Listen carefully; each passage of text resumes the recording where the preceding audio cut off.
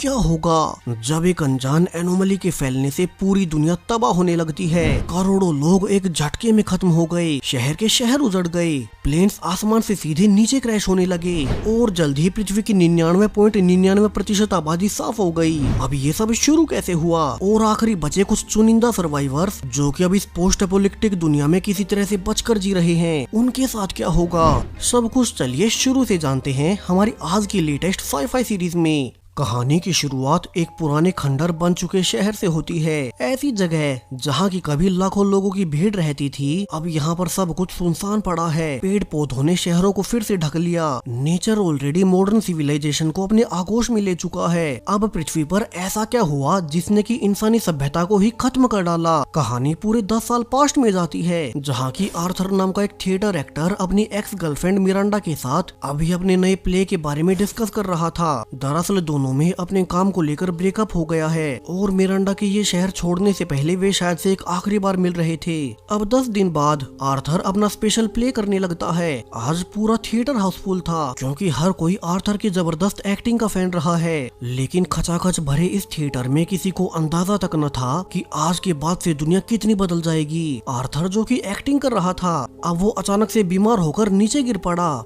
अब ऑडियंस जो कि उसे देख रही थी, उन्हें लगा कि ये भी शायद से प्ले का ही हिस्सा होगा। लेकिन एक ऑडियंस मेंबर जीवन को एहसास हो गया कि आर्थर को रियल में हार्ट अटैक आया है। वो अब अपनी गर्लफ्रेंड और बाकी सबके मना करने के बावजूद स्टेज पर चला गया और बाकी एक्टर्स और ऑडियंस को बताने लगा कि उन्हें जल्द से जल्द डॉक्टर्स को बुलाना होगा। तभी पर्दा गिराया गया और कुछ ही देर बाद एक लोकल डॉक्टर आर्थर को ट्रीट करने लगता है। अनफॉर्चुनेटली अब तक बहुत देर हो गई और आर्थर ने बीच स्टेज पर दम तोड़ दिया। अब जीवन अपनी ओर से पुलिस को रिपोर्ट भी देता है कि चूंकि उसकी बहन श्रेया एक पैरामेडिक रही है, इसलिए उसे रियल हार्ट अटैक के सिम्टम्स का पता था। लेकिन अफसोस फिर भी वो आर्थर को बचा नहीं सका। तभी जीवन का ध्यान पास में खड़ी एक चाइल्ड एक्टर कीसा पर गया। वो अपने मेंटोर आर्थर की मौत से सदमे में चली गई। सो जीवन अब उस बच्ची को देख उसके पेरेंट्स को ढूंढने लगता है ताकि वे उसे संभाल सकें। तो वहीं आर्थर का एक दोस्त मिरांडा को भी उसकी मौत की खबर देता है, जिसे कि सुनकर मिरांडा बहुत दुखी हुई। वो कुछ दिन पहले ही आखिरी गुड बाय बोलकर अपने काम के सिलसिले में दूसरे शहर में आ गई थी। वही अब आर्थर का दोस्त उसे सतर्क भी करता है कि टीवी न्यूज में हर और अचानक से खबरें आने लगी कि दुनिया के सभी देशों में एक खतरनाक फ्लू फैल रहा है। तो लोग बाहर न निकले और उन्हें शक है कि आर्थर की भी मौत उसी फ्लू से हुई होगी। वहीं पुलिस इन्वेस्टिगेशन के बाद जीवन भी अपने घर जाने के लिए निकल पड़ा। उसकी गर्लफ्रेंड तो उसका इंतजार किए बिना पहले ही जा चुकी थी और जब वो भी निकल रहा था कि फिर से उसका ध्यान छोटी कीशा पर गया, जो कि अब तक अकेली है। अब उसने बताया कि आज उसके पेरेंट्स कहीं बाहर गए हैं और अब तो ऑलरेडी गवर्नमेंट ने अनाउंस भी कर दिया है कि सभी लोग अपने घरों में चले जाएं। तो अब वो अकेली रह गई। अब जीवन उस छोटी बच्ची को अकेले नहीं छोड़ना चाहता क्योंकि अचानक से हर ओर एक फ्लू के फैलने की खबरें आने लगी हैं। तो उसने सोचा कि ठीक है, वो पहले छोटी कीशा को उसके घर ड्रॉप कर देगा और फिर अपने घर जाएगा। दोनों पास के ट्रेन स्टेशन पर आ गए, जहाँ की जीवन की गर्लफ्रेंड अभी तक गुस्सा थी। उसने कहा कि जीवन को क्या जरूरत थी जो वो आर्थर को देखने गया। खामखा में उन्हें पुलिस इन्वेस्टिगेशन में फंसना पड़ा और उनकी आज की डेट भी खराब हो गई। अब जैसी खबरें आ रही हैं, उसके बाद जीवन अपनी गर्लफ्रेंड को घर रहने का कहकर फोन काट देता है। वो अब कीशा को उसके घर छोड़ने जाने लगा, लेकिन कीशा ने गलती से फोन का इस्तेमाल कर उसकी बैटरी ही खत्म कर दी,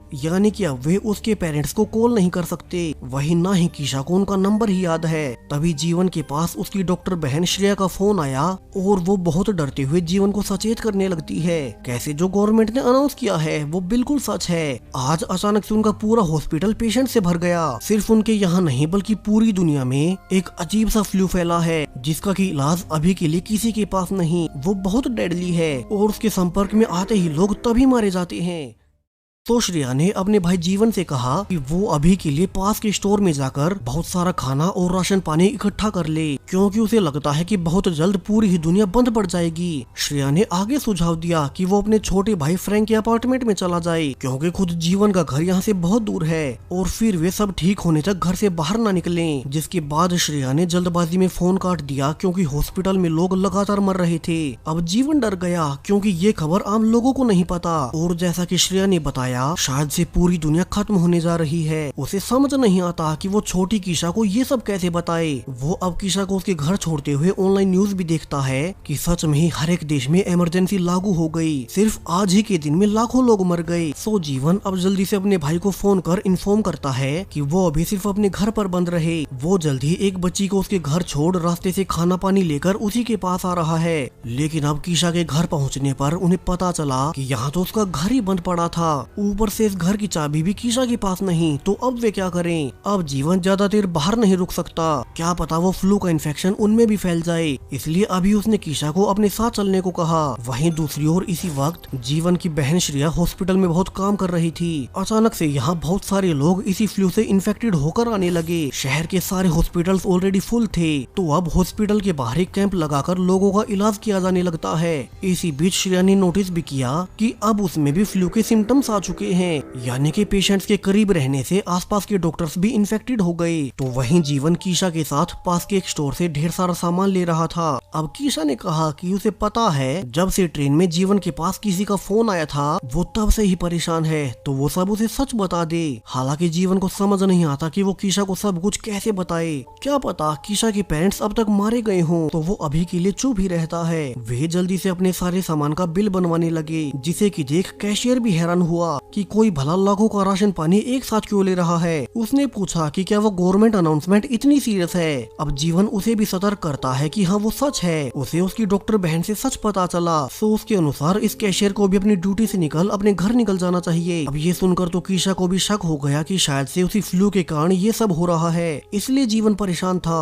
वही जीवन ने भी उसे सच बता दिया कि इसीलिए उसने कई महीनों का सामान एक साथ लिया है, क्योंकि क्या पता अब वे घर से बाहर कब निकल पाएंगे। वो और उसे झूठ नहीं बोल सकता। तो वो अब कीशा को दो ऑप्शन देता है, एक वो अपने घर के बाहर जाकर अपने पेरेंट्स का आने का वेट करे, और दूसरा वो उसके साथ उसके भाई के घर चले, जहाँ की उसने कई महीनों तक छुपने के लिए सारी तैयारी कर ली है। हालांकि अब कीशा अपने घर जाने लगी, क्योंकि उसे भरोसा था कि उसके पेरेंट्स अब तक आ गए होंगे। तभी जीवन को बुरा लगने लगता है, क्योंकि क्या पता कीशा को क्या हो जाए। तो उसने झूठ बोल दिया कि उसे अभी कीशा के पेरेंट्स का मैसेज मिला है कि वे अपने रिश्तेदार के घर छिप गए और कीशा अभी के लिए उसके साथ चले। जिसके बाद वे अपने सारे सामान के साथ जीवन के भाई के घर जाने लगे। रास्ते में उन्होंने देखा कि एक गाड़ी पेड़ से क्रैश हो चुकी है। तभी जीवन उसके पास जाकर देखता है कि इस गाड़ी का ड्राइवर उसी फ्लू से पीड़ित लग रहा था। तो वो जानबूझकर उसे दरवाजा खोलकर बाहर नहीं आने देता, कहीं से उनके एरिया में भी इन्फेक्शन न फैल जाए।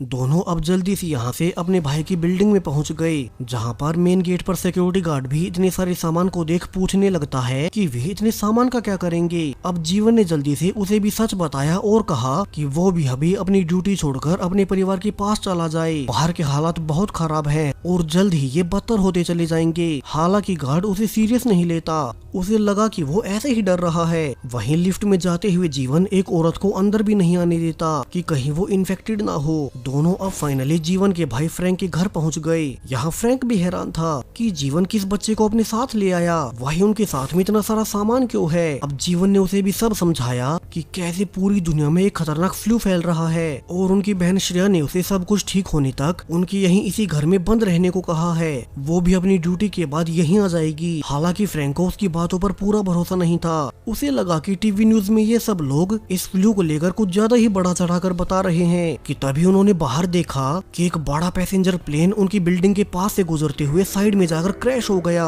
यानी कि जीवन का मानना बिल्कुल सही था। पूरी दुनिया में उस फ्लू के कारण अब तबाही फैलना शुरू हो चुकी है। जिसे भी ये फ्लू होता है वो तभी मारा जाता है। तीनों समझ गए कि अब वे इस फ्लैट से बाहर नहीं निकलेंगे। वहीं खाना राशन पानी तो जीवन ऑलरेडी ले आया है, ऊपर से उनका ये अपार्टमेंट काफी ज्यादा टॉप पर है, तो शायद से वे यहाँ से आराम से इन्फेक्शन से बच सकते हैं। वे अब टीवी न्यूज देखकर पता करने लगे कि बाहर की दुनिया में चल क्या रहा है। वहीं वे कोशिश करते कि छोटी कीशा अपने पेरेंट्स को लेकर परेशान न हो। वहीं जीवन का छोटा भाई फ्रैंक एक जर्नलिस्ट रहा है, लेकिन एक एक्सीडेंट में उसका एक पैर परमानेंटली डैमेज हो गया, जिस कारण उसे अपना करियर भी छोड़ना पड़ा और अब वो घर पर ही रहकर नॉवेल्स लिखता है। अब जल्द ही आने वाले दिनों में कीशा फ्रैंक और जीवन से दोस्ती कर लेती है। वैसे भी वे घर पर अकेले अकेले ही थे और बाहर वे निकल नहीं सकते। वहीं समय के साथ उन्होंने आपस में काम भी बांट लिए। फ्रैंक जहाँ काम बनाने जैसे सिंपल काम करता जिसके लिए उसे ज्यादा चलना ना पड़े, जबकि बाकी सारे काम जीवन संभालता। वहीं कीशा अब अपने फोन को चार्ज कर अपने पेरेंट्स को कॉल भी करती है, मगर पिछले कई दिनों से उन्होंने उसके ना तो कॉल ही उठाया और ना ही उसके मैसेजेस का जवाब दिया। कि एक दिन कीशा को एक मैसेज मिलता है कि कैसे एक अनजान आदमी ने उसके पेरेंट्स की बॉडी को देखा और उसी ने कीशा को उसकी मॉम के फोन से रिप्लाई किया है कि वे दोनों अब इस दुनिया में नहीं रहे, यानी कि अब कीशा अकेली रह गई। उसके पास उसका अपना अब कोई नहीं। वहीं जीवन भी अपने भाई फ्रैंक को बुरी खबर देता है कि चूंकि उनकी बहन श्रेया पिछले कई दिनों से उनका फोन नहीं उठा रही, तो उसे लगता है कि वो भी शायद से सरवाइव नहीं कर पाई होगी। वैसे भी ये ऑब्वियस ही था कि चूंकि वो हॉस्पिटल में डॉक्टर थी, तो शायद से वो भी पेशेंट के कारण उसी फ्लू से इन्फेक्टेड होकर मारी गई। अब आने वाले कुछ दिन श्रेया और कीशा के पेरेंट्स के लिए दुखी रहने के बाद एक दिन छोटी कीशा खुद से ही बाकी दोनों को मोटिवेट करती है कि अब से उन्हें अपनी लाइफ में आगे बढ़ना होगा, आगे के बारे में सोचना होगा। बाहर की दुनिया में इतनी तबाही आने के बावजूद वे तीनों एक साथ रहकर अब तक सेफ रहे हैं, सो वे इस मुश्किल समय में हिम्मत न हारे। वे साथ मिलकर इस आपदा को पार कर लेंगे और जल्द ही दुनिया नॉर्मल हो जाएगी। अब ऐसे ही धीरे धीरे नाचते गाते 3 महीने बीत गए। उन्हें शुरू में लगा था कि जल्दी सरकार इस फ्लू का एंटीडोट ढूंढ लेगी और दुनिया नॉर्मल हो जाएगी, लेकिन अब 3 महीने बीतने के बाद भी बाहर की दुनिया नॉर्मल तो छोड़ो बद से बदतर होती चली गई। वहीं अब तो फाइनली उनके खाने पीने की सप्लाईज भी कम होने लगी हैं, क्योंकि पहले जीवन को भी नहीं पता था कि उन्हें इतने लंबे समय तक बंद रहना पड़ सकता है। तो अब एक दिन जीवन ने कहा कि उन्हें यहाँ से बाहर निकलकर और खाना पानी ढूंढना होगा। हालांकि कीशा और फ्रैंक का मानना था कि बाहर अपनी विंडो से उन्होंने पिछले कई हफ्तों से किसी जीवित इंसान को नहीं देखा, तो उनके अनुसार शायद से पृथ्वी के ज्यादातर लोग उसी फ्लू में मारे गए होंगे और अगर वे बाहर निकले तो कहीं वे भी इन्फेक्टेड ना हो जाएं। तो अभी के लिए उन्हें रिस्क ना लेते हुए अंदर ही रहना चाहिए। हालांकि जीवन जानता था कि ऐसे तो वे भूखे मर जाएंगे, तो वो बाकी दोनों को यहीं रुकने का कहकर अकेला ही पास वाले अपार्टमेंट में देखने गया कि वहाँ कोई जिंदा बचा हो और उसके पास खाना मौजूद हो। लेकिन अब अंदर घुसते ही बहुत बुरी बदबू आने लगी। वो समझ गया कि इस आपदा की शुरुआत में ही यहाँ रहने वालों ने खुद को समाप्त कर लिया। अब तो यहाँ खिड़कियों के टूटने से बर्फ भी अंदर आने लगी है। तो जीवन खाली हाथ ही वापिस से अपने अपार्टमेंट में लौट आता है। अब तीनों कुछ ही दिनों बाद अपने आखिरी खाने को खाते हुए रेडियो सुनने लगते हैं कि कहीं तो उन्हें कोई अच्छी खबर मिले, लेकिन पिछले कई महीनों की तरह आज भी रेडियो पर कोई सिग्नल नहीं आया।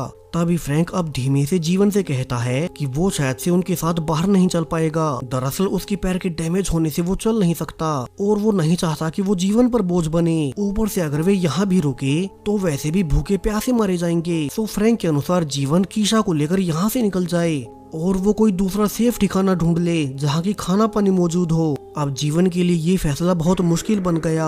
वो अपने छोटे भाई को कैसे मरता छोड़ दे, लेकिन अब छोटी कीशा के खातिर जीवन ऐसा करने को मान ही जाता है। तीनों अब जाने से पहले एक आखिरी बार मिलकर वहीं प्ले करते हैं, जो कि कीशा कहानी के शुरू से आर्थर के पास रहकर सीख रही थी। कि तभी उन्होंने देखा कि उनके दरवाजे से एक आदमी चाकू के साथ अंदर घुस रहा है। अब जीवन और फ्रैंक जल्दी से कीशा को सेफ रखने के लिए अंदर भेजकर उससे पूछने लगते हैं कि अब उनके पास कुछ भी नहीं बचा, सो वो जो कोई भी है बाहर चला जाए। हालांकि वो आदमी शायद से कई दिन से भूखा प्यासा था और वो अब इस आपदा से तंग आकर फ्रैंक पर ही अटैक कर देता है, जिसके बाद पीछे से जीवन ने उस आदमी पर बार बार वार कर उसे भी मार दिया। लेकिन अब तक बहुत देर हो गई, उस आदमी ने फ्रैंक को ऑलरेडी चाकू मार दिया था। अब फ्रैंक ने कहा कि ये तो अच्छा ही हुआ, अगर वो अकेला पीछे छूट जाता तो उसे तो वैसे भी मरना था। तो वो अब जीवन से प्रॉमिस लेता है वो कैसे भी करके कीशा का ध्यान रखे और उसे उसके बिस्तर पर छोड़कर चला जाए। वहीं कीशा भी दुखी थी, क्योंकि अब इतने महीनों तक एक साथ रहने के बाद उनमें अच्छी बॉन्डिंग बन गई। लेकिन अब वे कर भी क्या सकते हैं। जीवन और कीशा अब अपना सारा सामान पैक कर बाहर की दुनिया में निकलने के लिए तैयार हो गई। साथ में कीशा उसी आदमी का चाकू भी उठा लेती है, क्योंकि ऐसी भयंकर आपदा के बीच जो लोग बचे भी होंगे वे जानवर बनकर एक दूसरे को ही लूट मार रहे होंगे, जैसे कि ये आदमी बन गया था। तो अब दोनों संभलकर बाहर निकल पड़े। उन्होंने नीचे आकर देखा कि उनका वहीं सिक्योरिटी गार्ड यहीं बहुत महीनों से मरा पड़ा है, यानी कि तब उसने जीवन की बात नहीं मानी और वो यहीं पर मारा गया। जबकि आसपास की पूरी बिल्डिंग स्नो से भर गई, क्योंकि अब कोई भी इंसान इसे मेंटेन करने के लिए जीवित ही नहीं बचा। जीवन और कीशा बाहर निकल कर देखते हैं कि बाहर सब कुछ वीरान पड़ा था। दूर दूर तक कोई जीवित इंसान नहीं बचा। हजारों लाखों गाड़ियां बर्फ से ढकी सड़कों पर खड़ी थी, लेकिन उन्हें चलाने वाला अब कोई नहीं। अब पूरी दुनिया मानो खाली हो चुकी हो। वे दोनों अकेले अब संभल कर चलते ही गए, जहाँ वे दूर दूर तक खाली पड़े एरियाज को पार करते जा रहे थे, लेकिन फिर भी उन्हें कोई जीवित इंसान नहीं मिला। छोटी कीशा अपने पेरेंट्स को खो चुकी है, जबकि जीवन ने भी पहले अपनी बहन और अब अपने भाई को खो दिया। और अगर उसके साथ कीशा न होती तो वो भी शायद से अब तक अपनी जान दे चुका होता। अब दोनों चलते हुए दूर जंगल में मौजूद एक खाली घर में रहने लगते हैं, क्योंकि यहाँ वे कम से कम शिकार कर सकेंगे। साथ में यहाँ से पास वाला टाउन ज्यादा दूर नहीं। कीशा अब यहीं रहकर अपने ड्रामा की बुक्स पढ़ती रहती, क्योंकि उसे एक्टिंग बहुत पसंद है। तो वहीं जीवन ने आने वाले कुछ ही दिनों में एक सर्वाइवर्स के दूसरे ग्रुप को ढूंढ ही निकाला, जो कि पास वाले शहर में एक मॉल में छिपे हुए थे, और जीवन उनसे रेडियो पर बात करता।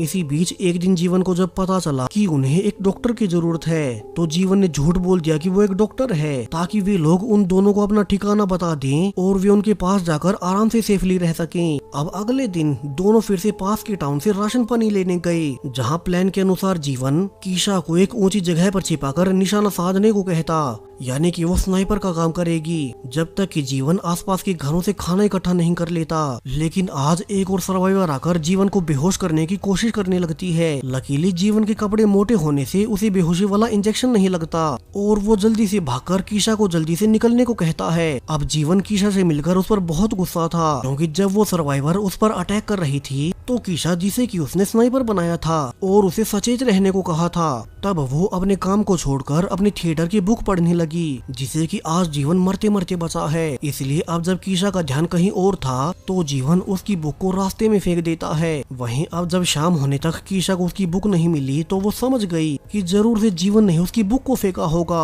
वहीं कीशा अपनी ड्रामा बुक को लेकर बहुत गुस्से में थी, क्योंकि अब ऐसे वक्त में वही उसकी साथी है, जिस कारण अब दोनों में लड़ाई भी हो गई। कीशा ने कहा कि वो अपनी किताब के बिना रह नहीं सकती। हालांकि कीशा को ये नहीं पता था कि आज के दिन वो जीवन को आखिरी बार देख रही है, और अब धीरे धीरे इस घटना को 20 साल बीत जाते हैं। कीशा अब बड़ी होकर एक चलते फिरते थिएटर ग्रुप की मेंबर बन गई। उसे याद भी आया कि कैसे जब वो आपदा शुरू हुए 2 साल बीते ही थे, तब वो अकेले ही घूम फिर कर सर्वाइव किया करती थी। जीवन उस रात के बाद उसे छोड़कर ही चला गया। वो फिर कभी वापस नहीं लौटा, इसलिए उसे उस कैबिन से निकलकर बाहर घूमकर ही सर्वाइव करना पड़ा।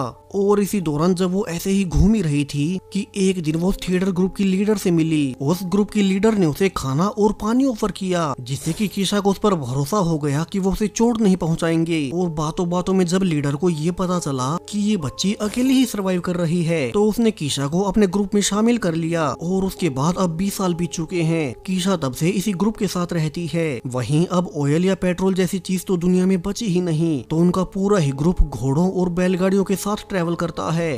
पूरी दुनिया अब फिर से टेक्नोलॉजी आने से पहले वाले समय में चली गई, जब सब कुछ इंसान अपने हाथों से किया करते थे। अब कोई सेलफोन नहीं बचा, मशीनरी या कोई टेक्नोलॉजी नहीं बची। लोग फिर से खाने के लिए खेती या शिकार पर निर्भर हो चुके हैं। दुनिया की 99% आबादी तो 20 साल पहले ही उसी फ्लू में खत्म हो गई थी। तो उसके बाद पृथ्वी पर वैसे ही बहुत कम लोग बचे, जिससे कि अब पृथ्वी की ज्यादातर जगहें खाली ही रहती हैं। बड़े बड़े शहर जो कि पत्थरों की इमारतों से भरे पड़े थे, उन्हें फिर से पेड़ पौधों ने ढक लिया। वैसे भी बिना एडवांस सुविधाओं के उन ऊंची बिल्डिंग्स में रहना पॉसिबल ही नहीं था। बिना लिफ्ट के इंसान भला इतने ऊपर कैसे रह सकते हैं। हालांकि इन सब का एक अच्छा प्रभाव भी पड़ा कि इंसानी जनसंख्या के अचानक से घटने से पृथ्वी का पोल्यूशन अब सिर्फ 20 सालों के अंदर लगभग खत्म हो चुका है, यानी कि पृथ्वी हील होने लगी। अब कीशा भी अपने ग्रुप के साथ इस नई दुनिया में घूम कर प्ले करती। वे अलग अलग जगहों पर जाते और थिएटर प्ले के बदले में उन्हें कुछ खाने को मिल जाता। उनकी लाइफ का एक यही मकसद बचा है। वहीं अब चूंकि उस आपदा के बाद 20 साल बीत चुके हैं, तो कई सारे बच्चे तो पैदा ही इस नई दुनिया में हुए थे। उन्होंने पैदा होने के बाद ये नई दुनिया ही देखी। तो कभी कभी लोग उन्हें पुराने समय के बारे में बताते, कैसे इंसानों ने एक समय पर बहुत एडवांस्ड सिटीज बना ली थी, मगर एक प्राकृतिक आपदा ने सब कुछ हाशिए पर लाकर रख दिया। इंसानों की सारी तरक्की धरी की धरी रह गई और वे फिर से पहले जैसे समय में रहने लगे हैं। अब कीशा भी वैसे तो अपनी लाइफ से खुश है, मगर उसे हमेशा इस बात का मलाल रहा कि पहले उसके बचपन में जीवन ने उसकी जान बचाई। उस आपदा के शुरू होने तक कई महीनों तक उसी ने उसे संभाला, लेकिन फिर वो उस रात की छोटी सी लड़ाई के लिए उसे छोड़कर क्यों चला गया। यही एक बात पिछले 20 सालों से कीशा अपने मन से निकाल नहीं पाई। उसे वो रात आज तक याद है। वहीं अभी तो उसे ये भी नहीं पता कि जीवन जिंदा भी हो गया नहीं। उस रात के बाद से उसने जीवन को फिर कभी नहीं देखा। वो एक बार घूमते हुए अपने प्ले के लिए अपने पुराने शहर में भी गई थी, जिसमें कि वो जीवन और फ्रैंक के साथ कई महीने रही थी, लेकिन अब वो जगह भी खंडर बन गई। यहाँ अब पुरानी यादों के अलावा और कुछ नहीं बचा। लेकिन अब फाइनली इतने सालों के बाद जब कीशा का ग्रुप एक छोटे से टाउन में जाकर परफॉर्म कर रहा था, तो उसे फाइनली जीवन दिख ही गया। वो अब बूढ़ा हो चुका था, लेकिन फिर भी वो कीशा को देखते ही पहचान लेता है। दोनों जल्दी से एक दूसरे के गले लग गए। कीशा उसे रोते हुए पूछती है कि सिर्फ उस रात की छोटी सी लड़ाई के चलते वो उसे छोड़कर क्यों चला गया था। उसने अपनी पूरी ही लाइफ उसी एक रात के बारे में सोचा है। अब जीवन ने कहा कि वो उसे गलत समझ रही है। वो उसे कभी जानबूझकर छोड़कर नहीं गया, बल्कि हालात ही कुछ ऐसे हो गए थे जिनमें कि वो चाहकर भी कुछ नहीं कर सका। यहाँ से जीवन अब कीशा को उस रात का सब कुछ शुरू से बताने लगता है। दरअसल उस रात जब कीशा बहुत गुस्सा हुई कि जीवन ने उसकी ड्रामा बुक फेंक दी है, तो उसके सोने के बाद जीवन अकेला ही वापिस से बाहर जाकर उसकी बुक को ढूंढने लगा। उसे वो कई देर ढूंढने के बाद मिल भी गई, लेकिन जब वो वापस लौट ही रहा था कि उसके पहले ही उस पर एक जंगली वुल्फ ने अटैक कर दिया। जीवन किसी तरह से उस वुल्फ को मारकर जीवित तो बच गया, मगर वो बहुत घायल हो चुका था। उसके पैर पर काटे जाने से वो चल भी नहीं सकता। वहीं अगर उसे इलाज नहीं मिला तो उसकी जान चली जाती। सो वो किसी तरह से सरकते हुए अपने कैबिन में जाने की कोशिश करने लगता है। उसने कई बार मदद की आवाजें भी लगाई, और जब आखिर में वो बेहोश होने ही वाला था कि उसे एक औरत दिखाई दी, और उसके बाद उसे होश नहीं रहा।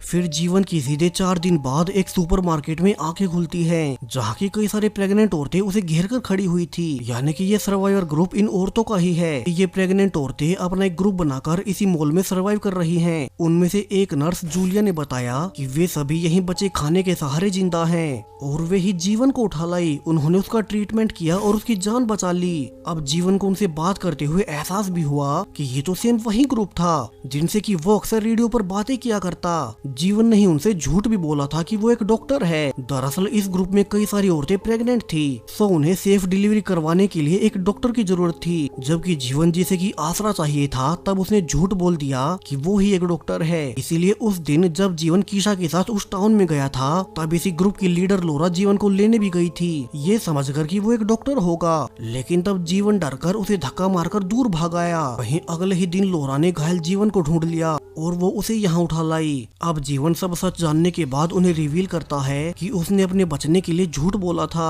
वो कोई डॉक्टर नहीं है, ना ही वो उनकी मदद ही कर सकता है। तभी उसे कीशा की याद आई, जो कि पिछले 4 दिन से उसी घर में बंद होगी। सो उसने कहा कि उसे अभी जाना होगा। पता नहीं कीशा उसे कहाँ ढूंढ रही होगी। लेकिन तभी उसे जूलिया ने रिवील किया कि कैसे उस वुल्फ के काटने से जीवन का पैर कुछ ज्यादा ही डैमेज हो गया था। सो उन्हें उसकी जान बचाने के लिए उसका एक पैर ही काटना पड़ा, यानी कि अब वो ढंग से चल नहीं पाएगा। जीवन भी अपने एक पैर को ना देखकर बेहोश हो जाता है। वही जब शाम को उसे होश भी आया, तो लोरा उसे रिवील करती है कि कैसे उसके बेहोश होने के बाद वो अकेली ही उसके कैबिन में गई थी, लेकिन उसे तो वहाँ कोई बच्ची नहीं मिली। उसने आसपास भी देखा और आवाज भी दी, मगर शायद से कीशा उसके इंतजार के बाद कहीं और जा चुकी है। अब जीवन ये सुनकर तो और डर गया, और वो उसका एक पैर न होने के बावजूद कीशा को ढूंढने जाने लगता है। मगर उसने बाहर देखा कि एक औरत की हालत बहुत खराब हो चुकी है। सो अब वो उसकी जान बचाने के लिए रुक ही गया।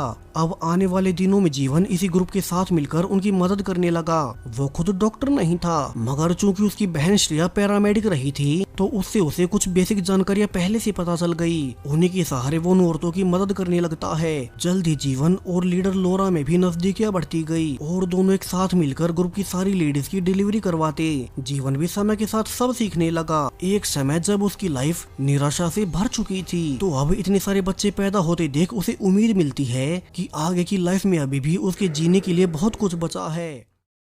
उसने अब अपना आने वाला जीवन सिर्फ लोगों की मदद के लिए लगाने का फैसला किया। अब कुछ हफ्ते सुपरमार्केट में अपनी सारी ड्यूटीज पूरी करने के बाद जीवन और लोरा वापिस से उसी कैबिन में भी गए कि क्या पता कीशा यहाँ वापिस आ गई हो या फिर उसने कोई क्लू ही छोड़ा हो कि वो कहाँ जा रही है। लेकिन जीवन को वहां जाकर ऐसा कुछ भी नहीं मिला। उसे कीशा की बहुत याद आने लगी क्योंकि इतने समय तक वे एक साथ रहे थे और उनमें अच्छी बॉन्डिंग बन गई। हालांकि अब भी जीवन इतना तो श्योर था कि कीशा जहां कहीं भी गई होगी वो सेफ होगी। उसने पिछले कई महीनों से कीशा को सेल्फ सर्वाइवल बहुत अच्छे से सिखा रखा था। इसके बाद धीरे धीरे 20 साल बीत गए। जीवन और लोरा ने शादी कर एक लेक के किनारे घर बना लिया। वे दोनों पूरी तरह से डॉक्टर बन चुके थे, जहाँ वे आसपास के लोगों की मदद के लिए उनका इलाज करते। साथ के साथ वे छोटे बच्चों को ट्रेनिंग भी देते कि अगर किसी को चोट लग जाए तो वो उनका इलाज कैसे करें। यानी कि जीवन और लोरा ने जैसा कि फैसला किया था, वे एक साथ रहकर पिछले 20 महीनों से आसपास के लोगों की जितना हो सके उनकी मदद करते आ रहे हैं। वहीं जीवन हर कुछ महीनों बाद अपने उसी पुराने कैबिन में जाता कि क्या पता उसे कभी कीशा मिल ही जाए। लेकिन उस कैबिन और बाहर भी ढूंढने के बावजूद उसे कीशा कभी नहीं मिली। कि आज इतने सालों के बाद जीवन को बताया गया कि उनके टाउन के पास में एक थिएटर ग्रुप प्ले करने आया है। हालांकि जीवन को थिएटर प्ले बिल्कुल पसंद नहीं, क्योंकि उन्हें देखकर उसे कीशा की याद आती थी।